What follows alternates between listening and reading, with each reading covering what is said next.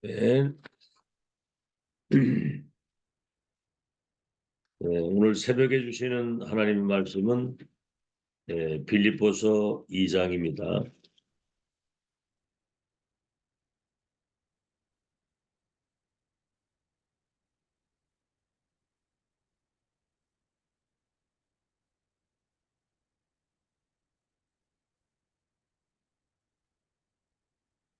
빌립보서 2장 1절에서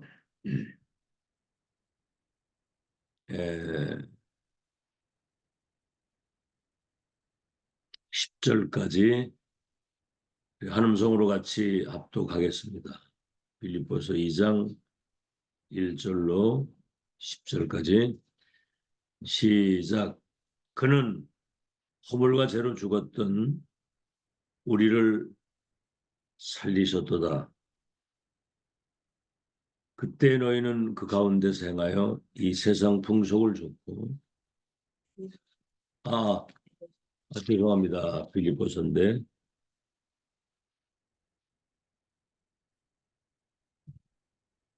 빌립보서 2장 1절에서 11절까지 시작. 그러므로 그리스도 안에 무슨 권면이나 사랑의 무슨 위로나 성령의 무슨 교제나 긍휼이나 자비가 있거든 마음을 같이하여 같은 사랑을 가지고 뜻을 합하여 한 마음을 품어 아무 일에든지 다툼이나 허용으로 하지 말고 오직 겸손한 마음으로 각각 자기보다 남을 낮게 여기고 각각 자기 일을 돌볼 뿐더러 또한 각각 다른 사람들의 일을 돌보아 나의 기쁨을 충만하게 하라. 너희 안에 이 마음을 품으라. 곧 그리스도 예수의 마음이니 그는 근본 하나님의 본체시나 하나님과 동등됨을 취할 것으로 여기지 아니하시고 오히려 자기를 비워 종의 형체를 가지사 사람들과 같이 되셨고 사람의 모양으로 나타나사 자기를 낮추시고 죽기까지 복종하셨으니 곧 십자가에 죽으심이라. 이러므로 하나님이 그를 지극히 높여 모든 이름 위에 뛰어난 이름을 주사 하늘에 있는 자들과 땅에 있는 자들과 땅 아래에 있는 자들로 모든 무릎을 예수의 이름에 꿇게 하시고 모든 입으로 예수 그리스도를 주라 시인하여 하나님 아버지께 영광을 돌리게 하셨느니라.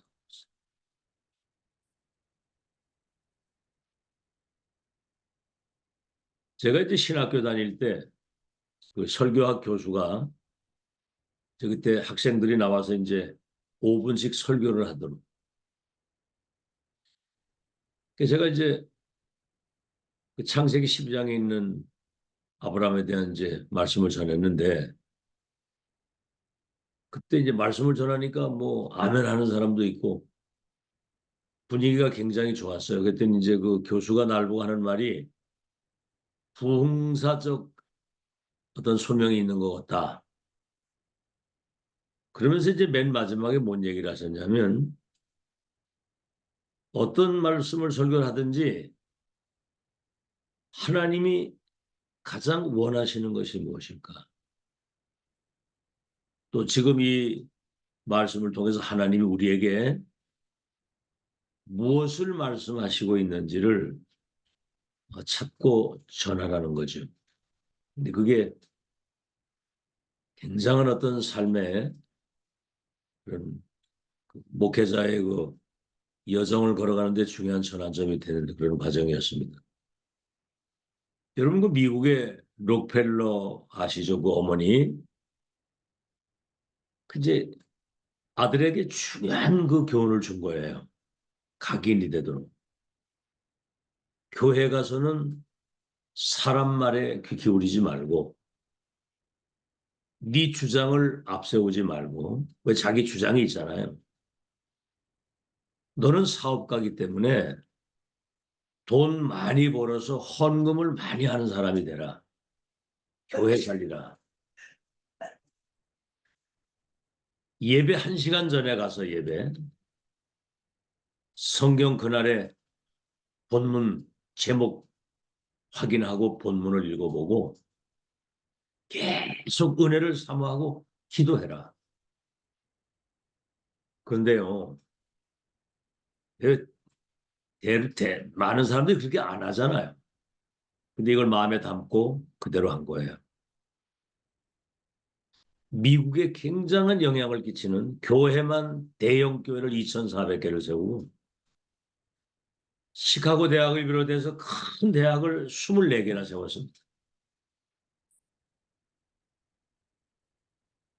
자, 우리는 지금 이제 우리도 우리 인간의 최고의 행위가 예배거든요. 예배. 구원받은 언약의 백성의 최고의 행위가 예배입니다. 그래서 결혼식도 예배로 하는 거예요. 요새는 그런 것도 없어졌어. 세상 문화 따라가느라고 기독교인들도 그런 뭐 예배가 없습니다. 장례식도 예배입니다. 장례식도. 하물며 아이들 무슨 뭐 돌잔치 할 때도 예배잖아요. 본문을 와서 찾아보고 그걸 읽고요. 제목을 보고 오늘의 새 은혜를 기대하면서 기도하는 거. 여러분 이것이 쌓여져 가지고 예배 대충 드리는 사람은 하나님의 사람 아닙니다. 요한복음 4장 24절에 영과 진리로 예배하는 자를 찾으신다고 그랬어요. 주님이. 그래서 이런 것들이 쌓여져 가지고 어느 날 보좌의 능력과 그 축복 가지고 세상을 변화시킬 수 있는 재창조의 역사가 일어나게 되는 겁니다. 왜 오늘 이 강단에 주의 종을 세우셔서 이런 말씀을 우리에게 주시는가? 그 답을 얻어야 되거든요. 그래서 그런 말씀이 있죠. 네 믿음이 너를 구원했다. 여러분 우리의 믿음은 보좌의 징검다리거든요. 어떤 믿음이 쌓이느냐가 그것이 우리의 운명을 좌우하는 거거든요. 왜냐? 그 은혜 주신 그 말씀이 뇌의 영혼 속에 이게 담기게 되면 보좌와 통하게 돼가지고 영원한 세계가 좌우되는 겁니다. 천국 지옥이 왔다 갔다 하는 거예요. 자, 오늘 빌립보서 2장 1절에서 11절 읽었는데 너희 안에 이 마음을 품으라 그랬거든. 네 마음 중심에 어떤 망대가 세워지느냐가 중요한 거거든요. 곧 그리스도 예수의 마음이니 그는 근본 하나님의 본체이시지만은 동등될 것으로 여기지 아니하시고 사람의 모습을 입고 이 땅에 오셔서 종의 형체를 가지시고 십자가에 죽기까지 복종하셨다는 거예요. 자기 백성을 구원하시기를 원하시는 하나님의 뜻이 이루어지는 것이라고 한다면 저 영광의 보좌를 놓고 그 영광의 주님이 종의 모습으로 사람과 같이 되셔서 십자가의 대속의 죽음을 죽으시는 그 고난을 당하신 거거든요. 우리를 구원하기 위해서. 그랬더니 오늘 여기 뭐라고 얘기를 합니까? 빌립보서 2장 5절 이하에 9절에 그렇게 나오지요. 이러므로 하나님이 그를 지극히 높여 모든 이름 위에 뛰어난 이름을 주사 하늘에 있는 자들과 땅에 있는 자들과 땅 아래에 있는 자들로 모든 무릎을 예수의 이름에 꿇게 하시고 모든 입으로 예수 그리스도를 주라 시인하여 하나님 아버지께 영광을 돌리게 하셨느니라. 참, 그러니까 하나님의 뜻과 그 계획이 이루어지는 일이라면 영광의 보좌를 두시고 낮고 선한 인간의 몸으로 오셔서 십자가 죽기까지 복종하셨다고 해요. 그를 지극히 높여 모든 이름 위에 뛰어난 이름을 주시고 모든 무릎이 그 앞에 꿇게 하셔서 영광을 하나님께 돌리게 하셨다. 그리스도 예수의 마음을 너희 안에 품으라. 그리스도 예수의 마음이 우리 안에 망대가 돼야 된다. 그래서 우리도 세계복음화 하나님의 계획을 이루고 전도자의 삶을 산다고 할 때 내가 당하는 고난은 그거는 아무것도 아니라는 거죠. 죽기까지 목적을 하셨는 거예요. 어떻게 자기 백성 구원하신데 여러분 내 생명을 내줄 수 있겠습니까? 우리가 당하는 고난은 아무것도 아니고요. 우리가 이 고난을 당할 때 고난 그 뒤에 영광이 있다는 사실을 알고 하나님께 영광을 돌리는 삶을 사는. 자, 오늘 서론입니다. 그래서 첫째, 불신앙도 신앙입니다. 불신앙도. 첫째는 뭐죠? 불신자의 염려는 끝이 없고 길이 없어요. 끊임없는 염려. 멸망으로 가는지도 모르죠. 완전히 사단 충만한 통로가 염려거든요. 염려에서 불신앙이 생기는 거예요. 두 번째, 신자도 염려를 하거든요. 빌립보 4장 거기 보면은 항상 기뻐하라. 다시 말하노니 기뻐하라. 넌 아무것도 염려하지 말라. 아무것도 염려하지 말라는 거예요. 모든 일에 너희 구할 것을 감사함으로 하나님께 아뢰면 하나님의 모든 지각에 뛰어난 하나님의 평강이 너희의 마음과 생각을 지키시겠다고 그러죠. 염려를 많이 해요. 성도들도. 신자들의 염려. 이게 사단의 통로가 되는 겁니다. 사탄이 우리를 무너뜨리는 통로는 불신앙과 염려밖에 없어요. 그렇죠? 베드로전서 5장 7절에 너희 염려를 주께 맡겨서 버려라 그랬거든요. 왜냐? 우는 사자같이 삼킬 자를 마귀가 두루 찾는다고 그랬거든요. 참, 그래. 이 사람들이 보면 염려가 많고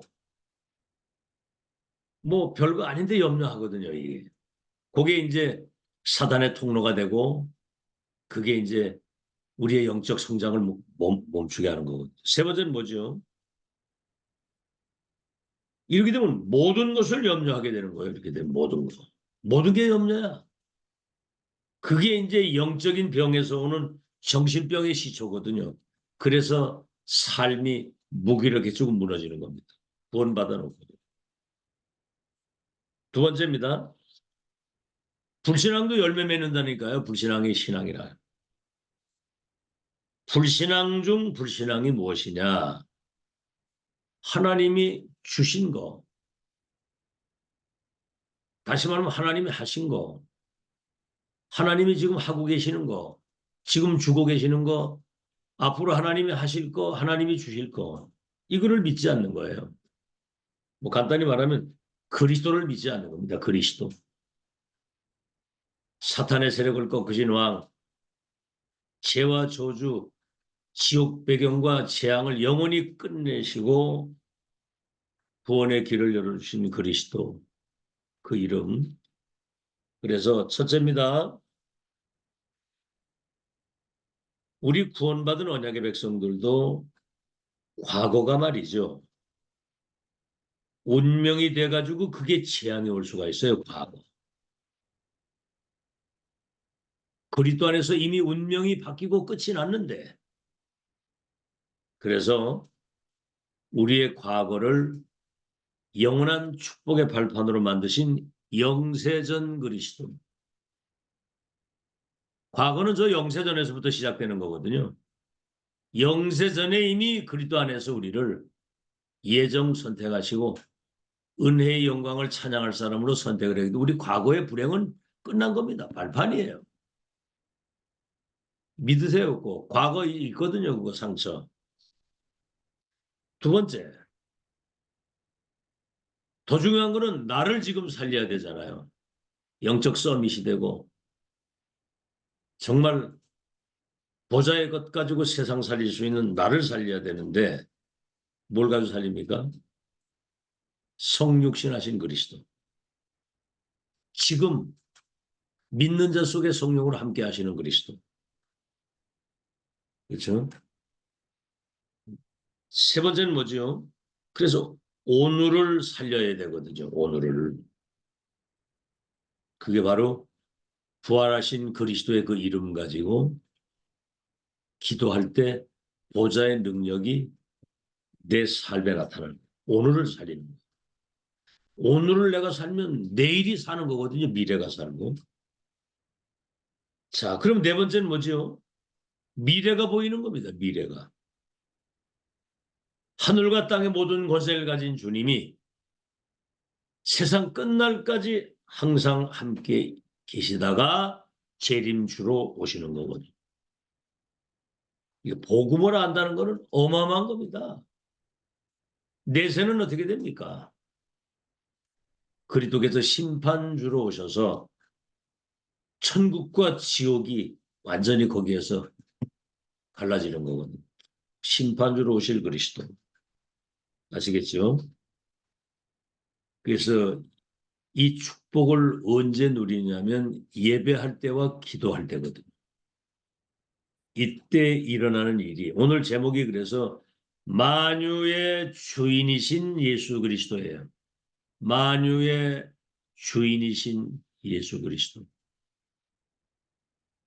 예배와 기도 때 일어나는 일이 뭐냐면 만유의 주인이 되신 그리스도께서 내게 임재하시고 교회에 임재하시고 우리와 관계된 모든 곳에 임재하는 시간입니다. 그래서 예배 드릴 시간이 없다. 우리는 시계를 찾지 시간을 찬 거 아닙니다. 시간은 하나님 손에 있어요. 침대에 저 6개월만 갖다 눕혀놓으면 시간이 많이 생기거든요.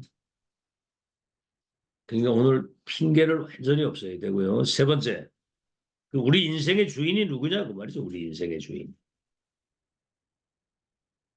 그러니까 평상시에 정말 그리스도가 우리 인생의 주인이 돼야 되는데 내가 주인이라.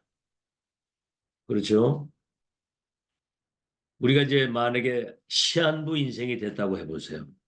아주 중증암에 걸려가지고 시한부 인생이 됐다고 하면 그때는 주인이 누구인지를 알게 되는 거예요.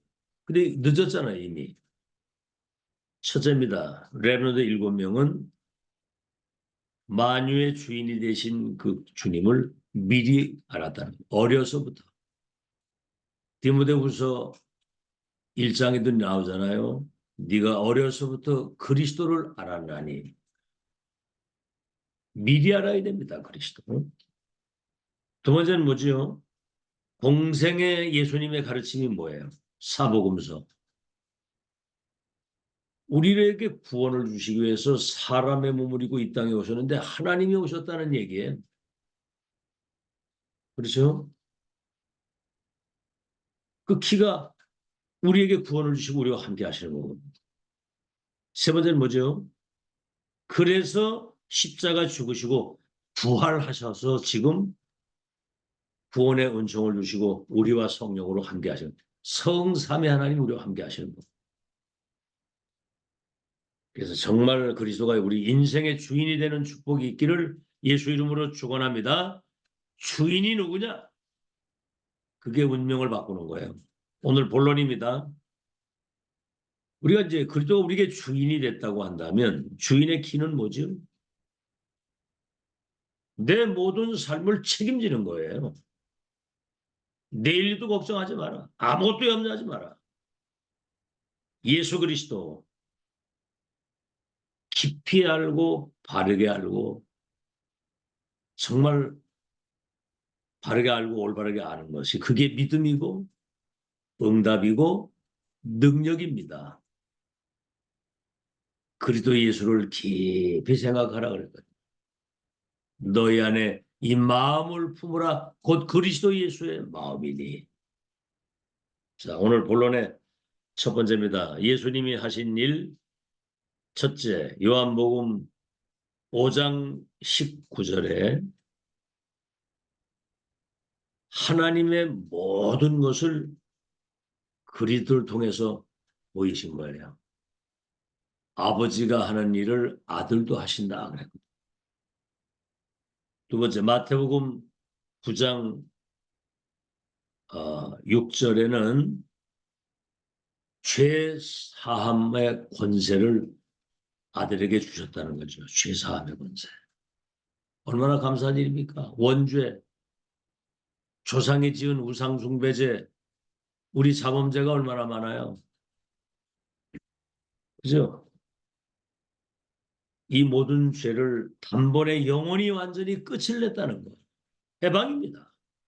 세 번째 요한복음 6장 47절에는 나는 하늘로서 내려온 산떡이니 이 떡을 먹으면 영생하리라. 나는 하늘로서 온 생명의 떡이니라 그랬거든요.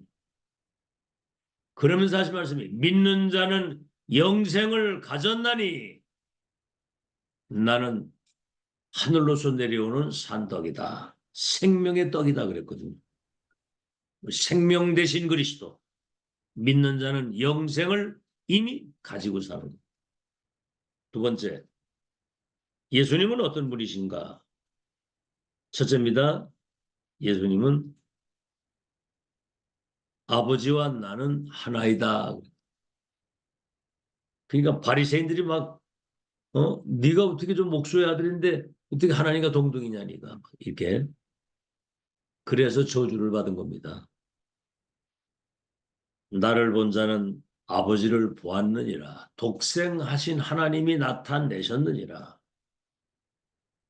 예수님은 태초에 계신 하나님이요 창조자입니다. 두 번째 디도서 2장 13절에는 그래서 정말 그들 주인으로 모신 사람에게는 주님의 영광이 우리의 삶을 통해서 나타나게 됩니다. 내 업에 내 삶에 하나님의 영광이 나타나는 것이 그게 전도고 세계복음화입니다. 하나님의 영광이. 그렇죠. 뭐 간단히 말하면 노예로 팔려간 요셉에게 하나님이 함께 하시는 걸 불신자가 봤다. 범사에 하나님이 함께 하시는구나. 그 영광이 나타나는 거거든요. 그걸 기다리라 그랬어요. 세 번째, 요한복음 5장 24절. 내 말을 듣고 나 보내신 이를 믿는 자는 영생을 얻었고 심판에 이르지 아니하나니. 심판에 이르지 아니한다는 것. 사망에서 생명으로 옮겨냅니다. 내 말을 듣고 나 보내신 이를 믿는 자는 영생을 얻었고 심판에 이르지 아니하나니 사망에서 생명으로 옮겨내리라. 네 번째 마태복음 8장 26절 27절에는 제자들이 배를 타고 가는데 큰 파도가 일면서 막 풍랑이 일으니까 예수님이 바람과 파도를 꾸짖으시니 바다가 잠잠해졌다. 이게 뭐예요? 창조주 하나님이 풍랑이 있는 그 배에 우리 인생의 풍랑이 있잖아요. 그 배에 주님이 우리 주인으로 함께 계시기 때문에 두려워하고 염려할 일이 없다는 사인이거든요. 뭐 어떤 일이 생겨보세요. 금방 막 난리가 납니다. 아시겠죠? 그 다음에 다섯 번째 요한복음 11장에는 나사로가 죽어서 장사 지내져 가지고 나흘이나 돼서 냄새가 나는데 나사로 깨우러 가자고 그래요. 살리러 가자고 아니라 깨우러 가자. 스테반 집사도 마지막 죽을 때 잔이라 그랬거든요. 우리 오라버니가 죽어서 이미 썩어서 냄새가 나나이다. 그러니까 예수님이 너희가 믿으면 하나님의 영광을 보게 될 것이다. 무덤문을 돌을 굴려내라. 나사로 나오너라 그러는데 이 죽은 송장이 살아나오는 거예요. 자, 그래서 죽은 자를 살리시는, 우리 허물과제로 죽었던 우리를 살렸잖아요. 마귀 종살이하는 우리를 그리스도와 함께 살고 진노 속에 있던 우리를 살려서 하늘에 앉히시고 오고 오는 여러 세대에 부활하신 그 주님이 우리와 함께 하시는 확실한 증거를 가진 증인으로 우리를 세우신다는 거죠. 자, 세 번째, 예수님이 구원자라고 하시는 증거. 첫째, 요한복음 2장 19절에서 20절, 예수님이 예루살렘 성전을 헐어라, 3일 만에 내가 다시 일으키리라. 근데 바리새인들이, 아니 헤로드 왕이 46년을 걸려 진 저 성전을 어떻게 3일, 저걸 어떻게 헐고 3일 만에 세우겠느냐. 거기 뭐라고 말씀하면, 예수님은 성전된 자기의 육체를 가르쳐 말씀하신 것이다. 십자가 죽으시고 부활하실 것을 말씀하십니다. 두 번째, 누가복음 24장 6절로 7절에는 이 예수님의 십자가 죽으심과 부활이 어느 날 갑자기 된 게 아니고 갈릴리에서 그 제자들에게 말씀하신 것을 이루셨다. 세 번째, 고린도전서 15장 3절로 4절에는 성경대로 죽으시고 성경대로 부활하셨다. 말씀하신 그대로 부활하셨다고 그랬는데, 베드로도 보고 사도 바울도 500여 형제가 일시에 봤다는 거죠. 부활하신 그리스도. 네 번째입니다. 어떻게 그 주님은 만민에게 이 그리스도의 복음이 증거되게 하셨나? 만민에게 복음을 증거하신 방법. 첫째입니다. 마태복음 24장 30절에 인자가 이 땅에 재림하실 때 인자의 징조가 하늘에서 보이리라. 그때 모든 족속이 통곡할 것이, 통곡. 이미 때가 늦은 거예요. 우린 뭐죠? 마라나타, 주 예수여 어서 오시옵소서. 언제 오셔도 되잖아요. 썩어질 거 없어질 거, 육신적인 거 눈에 보이는 것만 붙잡고 살다가 그걸 놓친 사람들이 구름 타고 하늘에서 뭐라 어떻게 오시느냐? 능력과 권능으로 임하시는 거. 여러분, 그 위험은 사람들이 엎드려질 수밖에 없는 그 위험과 능력으로 오시는 거예요. 아시겠죠? 보좌의 주님이 이 땅에 오실 때는 그때 모든 족속이 통곡하고 왕들이 막 쥐구멍을 찾는데 이미 그때는 늦은 거거든요. 두 번째, 마태복음 24장 1절로 14절 마지막 말씀에 첫째 기근과 지진과 재난이, 거짓 선지자가 많이 일어나고 사랑이 식어지고 불법이 성행하며 말로 다 할 수 없는 재난과 재앙이 오지만 이 천국의 복음이 온 땅에 증거되기 위하여 전파되어야 하리니 그제야 끝이 올 것이다.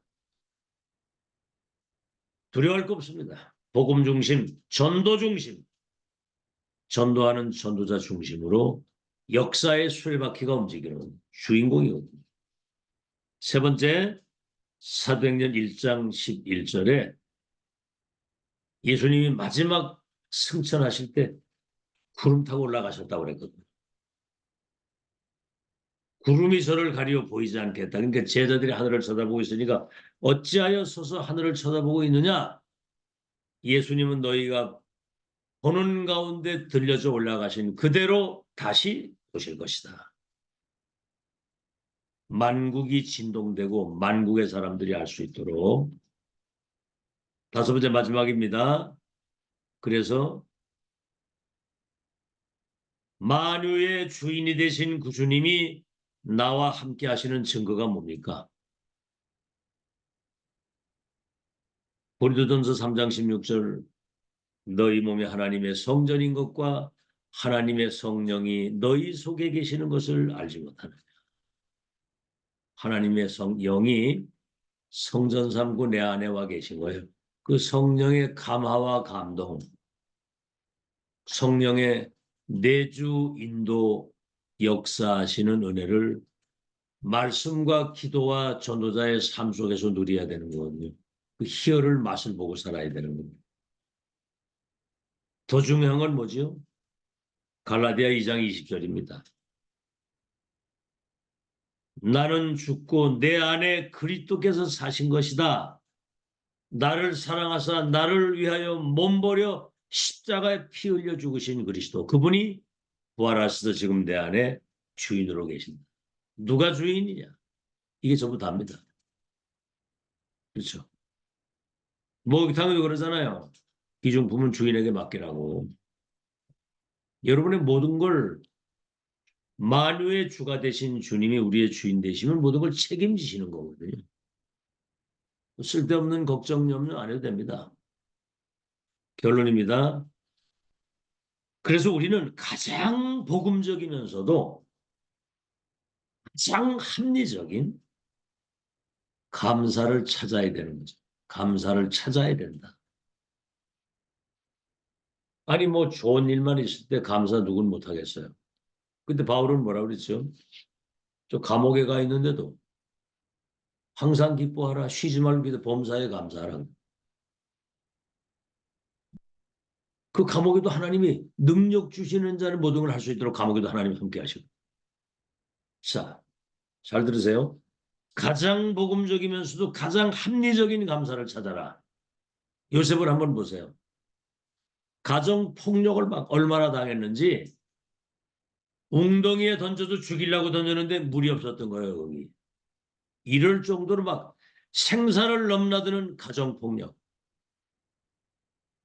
뭐 사소한 것 때문에 막 상처받고 뭐 삐지고 시험 들고 여러분 그 수준 돼가지고요 마귀 완전 마귀밥입니다. 그거는 노예로 인신매매당해도 노예로 팔려갔잖아요.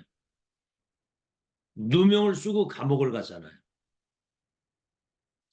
여러분 요셉이 무슨 뭐 내가 애굽 살리러 가겠다고 혼자 가서 그거 되겠습니까?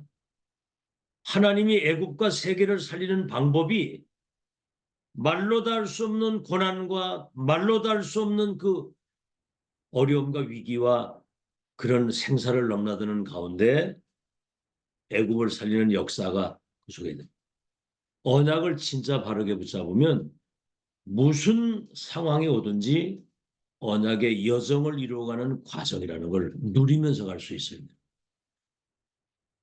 알겠죠? 우리 문제, 갈등, 위기. 문제 오면 문제라고 생각하면 문제에 빠지잖아요. 갈등 오면 막 사람 갈등하잖아요. 막 누가 어떻고 뭐가 어떻고. 위기 오면은 막 큰일 났다고 하잖아요. 근데 절대 언약을 가지고 있는 사람은 그 언약의 여정 속에서 지금 하나님의 뜻과 계획을 이루어가는 응답이라고 생각을 하는 거예요. 모세를 보세요. 유아살의 명령이 내려가지고 갈대상자 떠내려가다가 입양하러 들어가게 됐는데 그 속에 애굽과 세계를 살리는 하나님의 계획이 숨겨 있다는 사실을 꿈에도 몰랐거든요.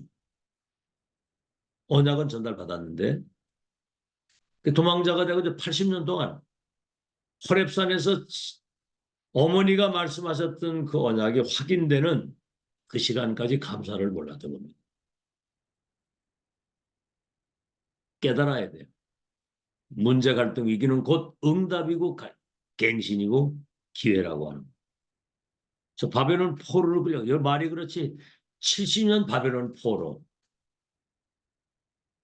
그걸 당연한 것이고 필연적인 것이면서 절대적인 하나님의 경륜이 이루어가는 여정이다.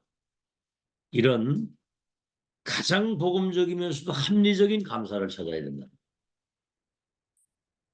그래서 우리는 어떤 상황에 있든지 그렇죠? 하나님이 나와 함께 하시는 축복을 말씀과 기도와 삶으로 누리고요.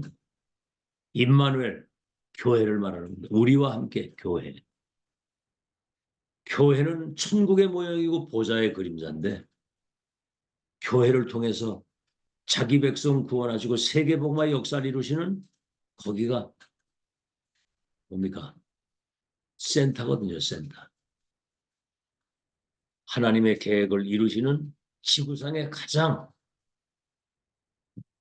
하나님의 뜻을 이루는 현장이라고 말이에요. 우리와 함께 모든 일을 합력해서 하나님의 뜻을 이루시는 원네스, 이런 축복을 가장 복음적으로 합리적으로 사실적으로 누리면서 사는 만유의 주인이 되신 그분이 내 인생의 우리 삶의 교회의 주인이 되시는 그런 축복 누리시기를 예수 이름으로 축원합니다. 너희 안에 이 마음을 품으라 곧 그리스도 예수의 마음이니 근본 하나님의 본체시지만 동등될 것으로 여기지 아니하시고 자기를 비워 자기를 낮추시고 십자가에 죽기까지 복종하신 그리스도를 가장 지극히 높이시고 만입이 그를 주라 시인하고 모든 무릎이 그 앞에 꿇어 하나님께 영광을 돌리게 한 것처럼 우리의 남은 여정과 그 삶이 하나님의 뜻과 계획을 이루는 고난 중에도 하나님께 감사하고 영광 돌리는 성숙한 그리스도인이 되게 해 주시옵시고 만유의 주인이 되신 주님이 내 인생과 우리 가정과 가문, 교회, 앞으로 후대를 통해서 237 나라 살리는 그 역사의 주인으로 모시고 살아갈 수 있도록 축복해 주시옵소서. 예수 그리스도 이름으로 기도하옵나이다. 아멘. 감사합니다. 오늘도 승리하십시오.